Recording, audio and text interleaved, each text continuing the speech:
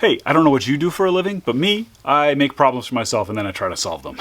At least that's what it feels like sometimes. So here's the latest problem I made for myself and how I'm going to try to solve it. This guitar is a model of guitar that I designed called the Pinsk, and this is like the third or fourth one that I've made. I think it's number 3. So I have made them before, but every one is always a little different. I'm always changing and massaging things, and you know, in this case we have a triple pickup design going on, and so the file changed from the last one, and somewhere along the line I totally messed up, and you can see from my nut to my bridge is exactly 25 inches and it's supposed to be 25 and a half. So apparently I moved something a half inch and forgot to move something else a half inch. Can't intonate this guitar. So there's a couple ways I could solve this problem. And this is always fun to kind of go through all the ways you can solve a problem, right? Obviously the first thing I can do is smash it and get mad and, you know, storm around. That's pretty counterproductive. The next thing I could do is I could make a new body for this neck and a new neck for this body. So I could go and create a 25-inch scale guitar out of this, just make the proper neck. That's an option that I seriously considered because, you know, why not, right? Then I could have another scale guitar. That'd be kind of fun. What I decided to do was to try to solve this. And so the easiest thing to do is to, of course, take everything off, pull the bridge out, fill those holes, and then move the bridge back. But you're going to see that, and we don't want to do that. So here's what I've come up with. I designed this piece of blue plexiglass and cut it out on my laser, and that goes like this. How does this go? It goes like this. So I think it'll be kind of a cool look to have this like multicolored plexiglass thing, and that will cover these holes, and it also works as a template to line up where I need to put my new holes for my new bridge. So I think I'm gonna try that. What we'll do is remove this bridge, pull these posts out, and then normally I would fill that in with something like, or I might try to, you know, fill it in mostly with a dowel and then cut some caps to try to match the wood grain to hide it. But I don't have to worry about any of that because we're going to cover it with this. So instead what I'm going to do is I'm going to fill that in with epoxy and let it sit. And then that way when I drill my new holes, in case I do end up drilling into that epoxy area a little bit, I won't have like splintered mismatched wood happening. I think I'll get a cleaner fit. Let's do it. Okay, so I had designed this so there's just a little bit of an air gap between the two parts, so it should be like right about there. That'll give us our 25 and a half inches. Okay, so far so good. It's always tricky to get these posts out. Oh, that actually worked really well. Sometimes I make these holes too tight, but on this one I guess I fill those holes with epoxy.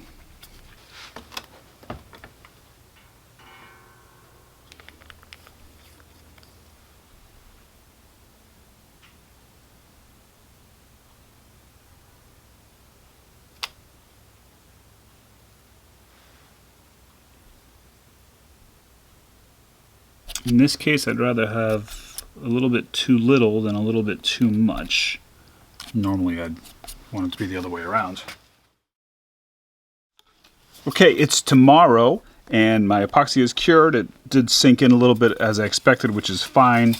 And now I can go and figure out where I want to put this. So I can use this to get my center mark.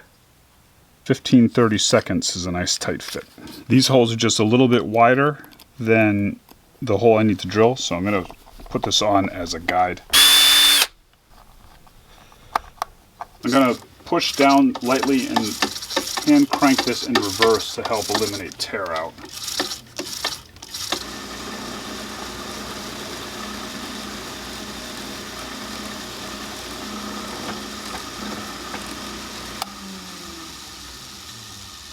Looks like I should have gone one hole size smaller, so just drop a little bit of epoxy in there.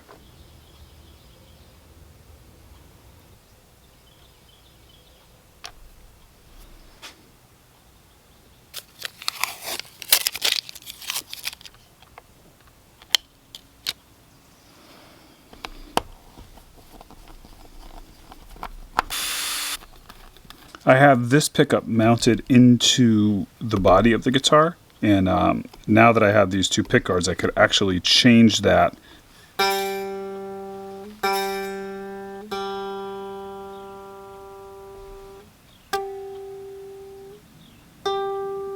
There we go. Now we're cooking. So I think that's kind of a cool fix. In my digital files, I've already gone and fixed the file and put this in the proper spot and moved the pickup closer to the bridge and create a new pickguard so it'll all fit properly. So this is a one-of-a-kind screw-up because the next one won't look like this, which is kind of fun. So this guitar, you know, will eventually be for sale, and you know, this is like a lot of the stuff that I do sell on my website is usually guitars like this where they're experiments and I'm trying new things, and they're priced accordingly, you know. So, you know, for the most part, everything else I do is like a custom build, so it's one-of-a-kind too, and that's what's kind of fun. It's like so much more exciting to me than just going to the store and buying something. But so I haven't quite finished setting this up yet. I think I might bring the neck down a little bit lower in the pocket so I can get the strings closer to the pickups, and while I'm doing that, I'll mount this pickup in so it floats. But I have it wired so this one in the middle is out of phase. So we have basically two single coil pickups, and we throw this one in the middle, and it sort of does this kind of phase. Well, why don't I just play it for you?